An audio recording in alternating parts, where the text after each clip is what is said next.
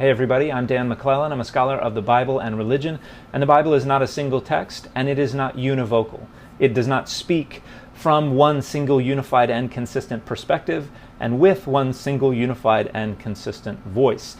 It is a collection of numerous different texts, written by different people in different times, different circumstances, different places, to different audiences for different reasons, and it frequently contradicts other parts of the Bible, sometimes intentionally, sometimes not intentionally. And the notion that it does not, the notion that it is in perfect harmony with every other part of the Bible, is not supported by any data whatsoever. No one arrives at that conclusion by anything remotely approximating a critical interrogation or examination of the texts themselves. You can only arrive at that conclusion when you are incentivized to do so because of the social identities that are closest to you or most important to you, that require you sign off on that credence so that you can gain or maintain access to the benefits of membership within that group.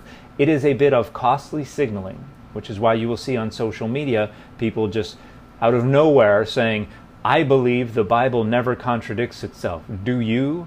That is a way of saying, look how good a member of the community I am. I want to know if you're a good member of the community. It's boundary maintenance. It's testing the commitment of other people to the standards and mores of the group.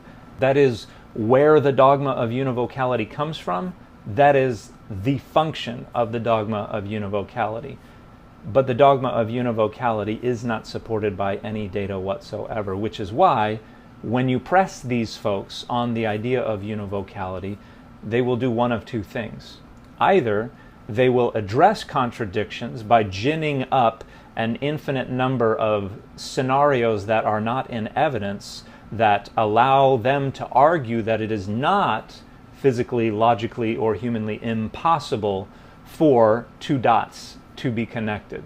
It's skirting around all the data in order to arrive at the predetermined conclusion. The other thing they will do is just retreat to fallacious rhetorical deflections, like attacking your faithfulness, which is a way of identifying you as someone who is not faithful enough to the standards and the mores of the community, which only demonstrates that what's really at issue here is whether or not you're willing to toe the line, whether or not you have signed off on the credences. It has absolutely nothing whatsoever to do with a critical examination or interrogation of the Bible or its text or its data.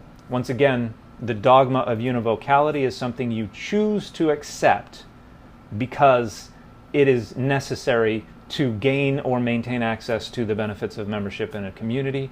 It is not something that is supported